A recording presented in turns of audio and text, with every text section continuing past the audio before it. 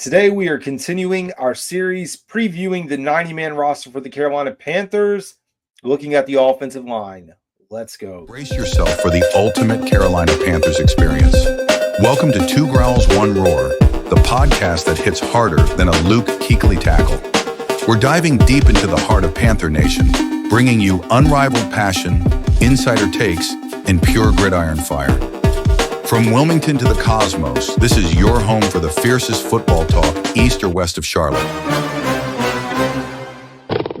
Welcome in, folks, to another edition of the Two Growls, One Roar podcast. Hope you guys are doing well today.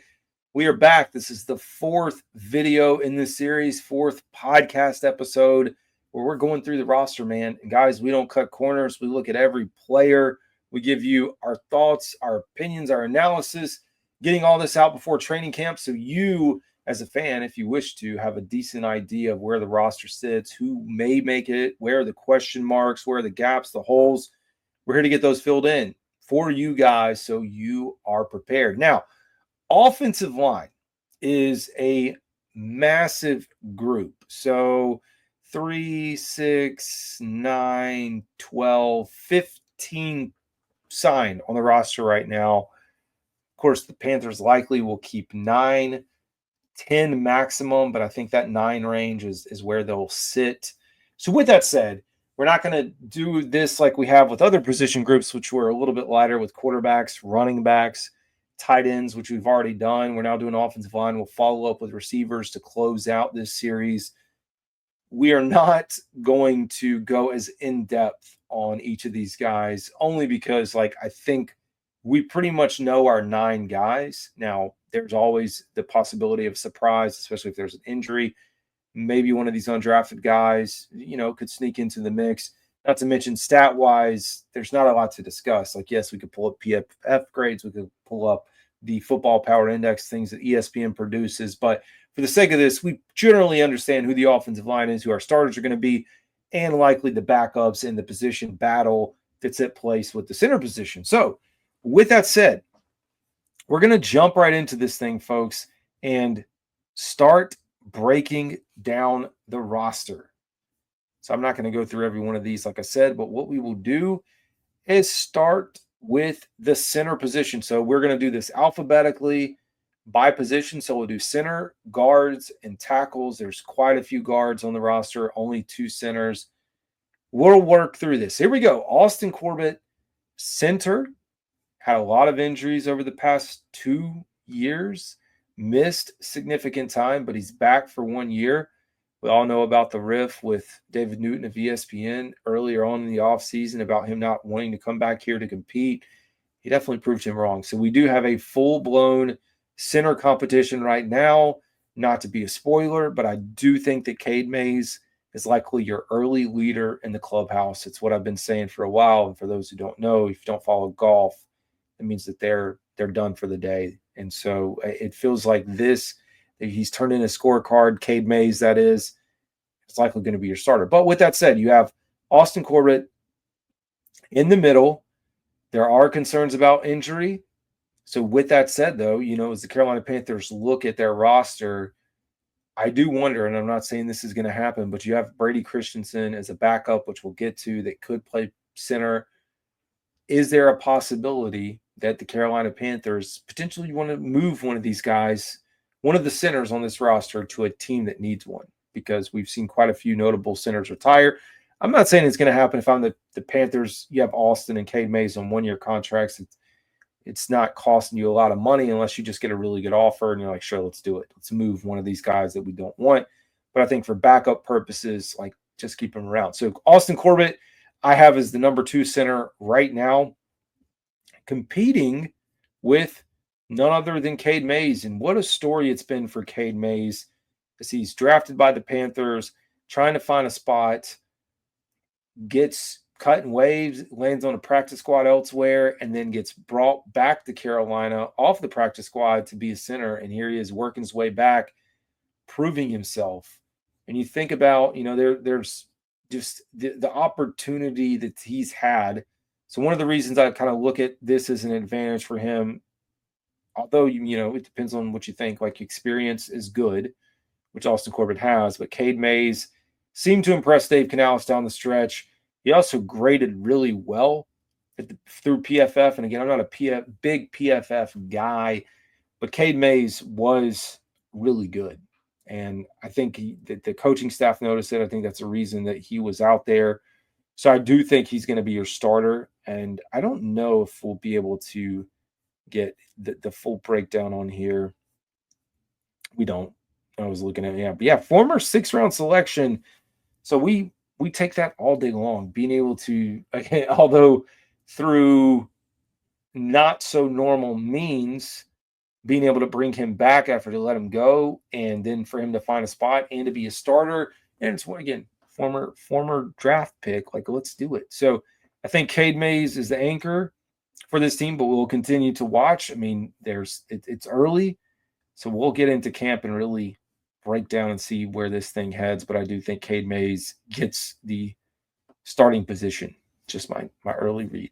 All right, we're going to move on to the center position. As I mentioned, we're not, the guard position. But as I mentioned, we are not going to go too in depth with these guys because, like, we pretty much know our 9. Like I said, so what we will cover it. So you have Jatir Carter, who's a guard with 3 years of experience, 6'3", 311 pounds, 26 years old, out of Southern. No information listed directly on the Carolina Panthers website.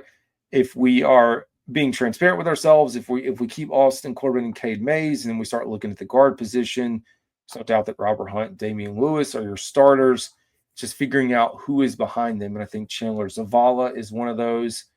If you want to still consider Brady Christensen a guard, he is one. And then we get into our tackle positions, but we'll move through there. So I don't have initial expectations for Jatir Carter here.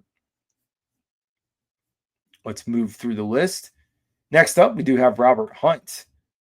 6 years of experience, massive 6'6", 323, 28 years old, out of Louisiana Lafayette. Of course, we know about getting him here last year, paying him a ton of money, and I think it paid dividends. It was worth the investment. Hopefully, I know we're talking offense today, but hopefully the investment that was made on defense in the same manner will pay off at the Carolina Panthers this season. But it was money well spent, regardless of what we hear from the outside. Carolina Panthers needed to secure that interior. They needed 2 big guys, kind of that Drew Brees model that we heard and talked about. You needed stability on the inside, and you got it with Robert Hunt, and you locked him up for a few years along the way. So, like, this is just a win-win. I'm excited for him because he's a good leader in the locker room. And I don't know how many people pay attention to the interviews or the pressers or, hear him talk, but he is trying to help change the culture. There's a lot of accountability, and I think guys are going to lean into him and trust him. And I'm excited to have him across the line. We move on to Luke Condra, an undrafted free agent rookie out of Cincinnati, 6'4", 319 pounds. So again, you start talking through some of these guys that are much further down the depth chart. And I'll tell you, we can look at some of these undrafted free agents. There have been instances in the past for the Panthers where some of these guys have made it. You're going to need to build out some depth on the practice squad with some of the positions that are available there. So for me, it's like it's been way too early to know exactly how these guys are stacking up looking down the list. I do know last year when we were going into camp, I was talking about Andrew Rain, who was an undrafted free agent center, and we saw him make the practice squad and play a little bit as well. So you never know with some of these guys. There's an opportunity, whether it's an injury or whatever happens along the way, that they could end up making the roster. Now, one who has been around here, although it's only been 2, is Jarrett Kingston, also guard, played at USC, University of Southern Cal, 6'4", 308 pounds. So again, he was here last year, practice squad, been around the system. So there is a chance when you start talking about some of these guys that, hey, maybe one of these guys beats out somebody who's there on the team, like a Chandler Zavala. I'm not saying that Chandler's not going to make it. We're all rooting for Chandler. You go back to his rookie year, and like there was a little bit of promise, some ups and downs, and of course the injury and stuff that all happened. It was freaky. We'll see.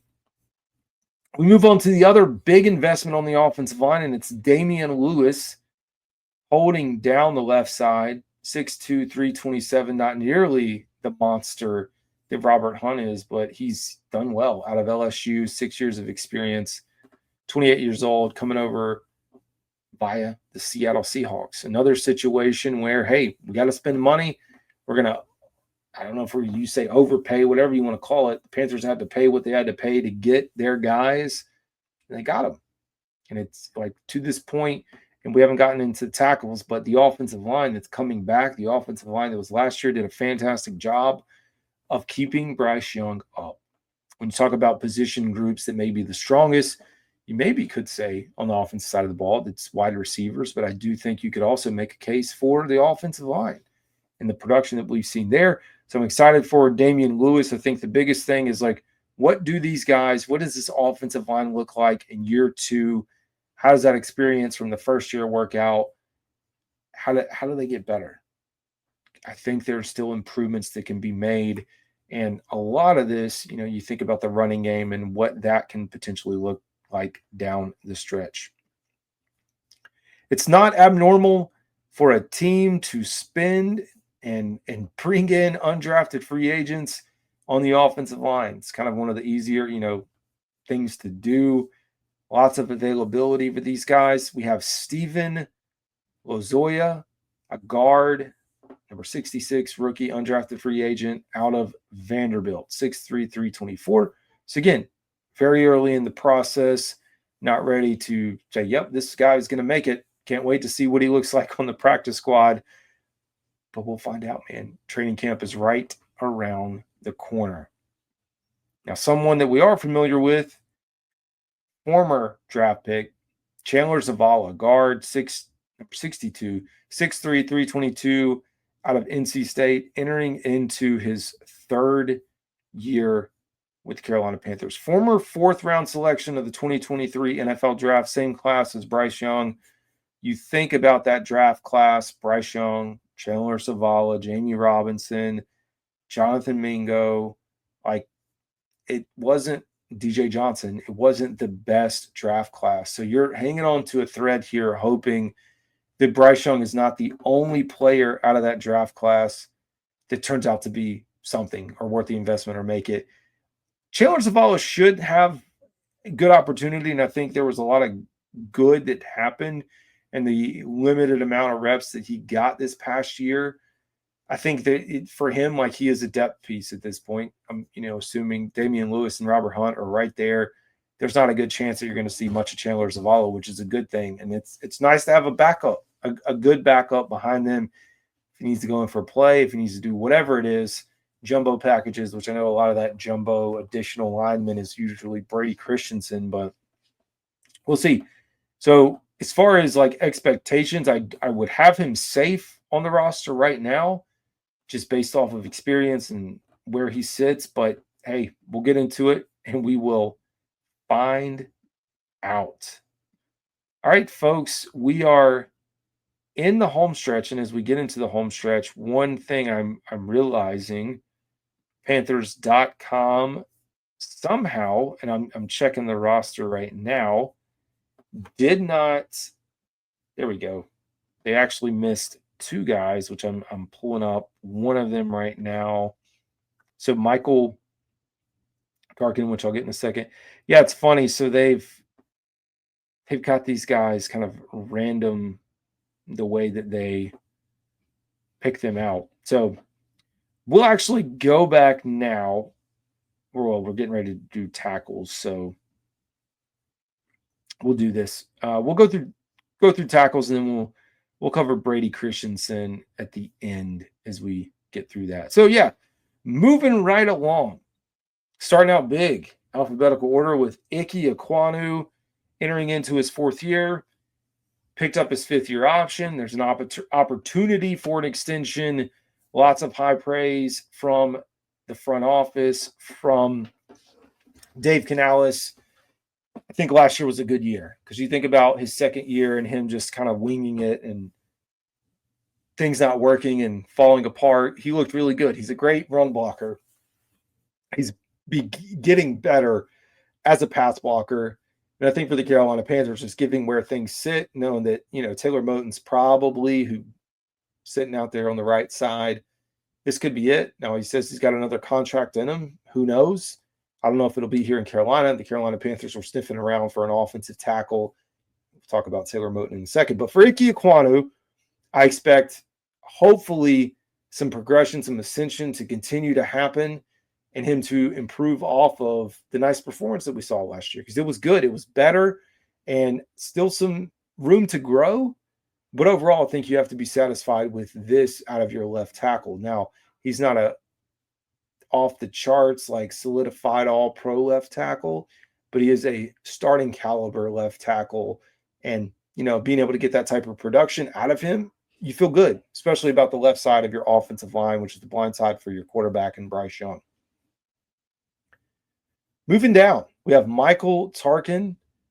Speaking of Oklahoma folks with Andrew Rain from last year, you have offensive tackle, number 71, rookie undrafted free agent, 6'6", 313. Big boy right there. Tackle position for me, Ikem Ekwonu, Taylor Moton, and they do have Brady Christensen in there. So you start throwing and Yash. I kind of look at that as like your 9, but there is, I think, if we were talking about, potential looking outside of our starters, we said Chandler Zavala, Brady Christensen. I think there's a chance that Yash may not make the final cut. We'll see. Very early. Depends on what this final group of guys can do as we get in there.